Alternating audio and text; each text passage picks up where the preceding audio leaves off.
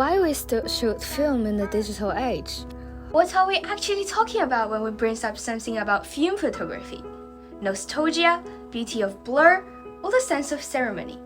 In order to figure out this, we need to firstly know what actually film photography is. Film is poetry written in light and chemistry. When you press the shutter, light travels through the lens and hits the film's emulsion, a layer coated with light-sensitive silver Hadal crystals. These tiny crystals react to the light, recording a hidden image, a ghost of the moment, waiting to be revealed. Then we develop the film, like waking a memory from sleep.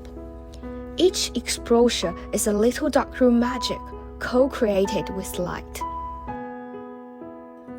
Film photography has a lot of weakness in many perspectives. If you want to shoot with film, you will have to face risks, including blank pages, high cost, and long time of waiting. Digital can be added endlessly, but with film, you get only one chance.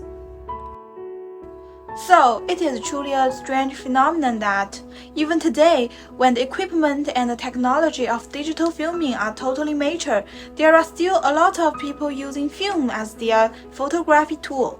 Why's that? Many people love film photography because of the beauty of nostalgia. Since it takes a long time to fully see what was shot with film, film becomes rather just a way to take photos, but a container of time.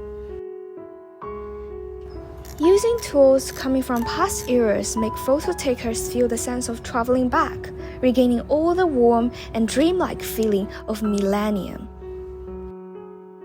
Some of the others love film photography because of its sense of ceremony. In a time when we can take hundreds of photos, we are more anxious than ever. Shooting films means waiting, choosing, and thinking. Each shutter click is a ritual. It slows us down, make us feel the weight of a single image. When I take a photo with a film camera with only 27 pages, I couldn't keep wondering, does this seem worth to be one of the 27? However, some people are still bothered by the high risk of getting a totally blank image. So, software developers come up with an idea of creating images that look like films with filters and decreasing resolution. Just like this app does we use for our test, it provides various real-time shooting filters that imitate all kinds of popular film cameras. We did a test between digital fake film photos and real film photos. Result is that there are still slight differences. The contrast and highlights of film is softer, and there are grain details in brightest and darkest areas. Therefore, digital photos need to lower the highlights and brighten the shadows.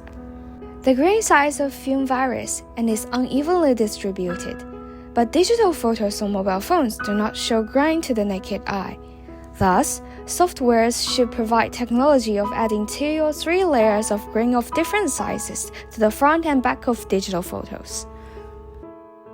However, even if the digital imitation can make it as real as possible, there are still reasons for us to love film photography despite the troubles it would bring.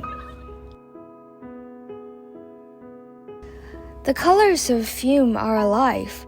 There is imperfect colors, warmth, and breadth in every frame. When we talk about film grain, we don't mean poor quality, but actually talking about every story hidden behind each grain. It's just like painting art. Digital is Photoshop with unlimited undos, but film is a one-shot watercolor. The uncertainty of did I actually get the shot becomes addictive in a good way. So, what's the meaning of film in the digital age? It's not here to replace digital. It's here to remind us that the meaning of a photo isn't in sharing it, but in remembering.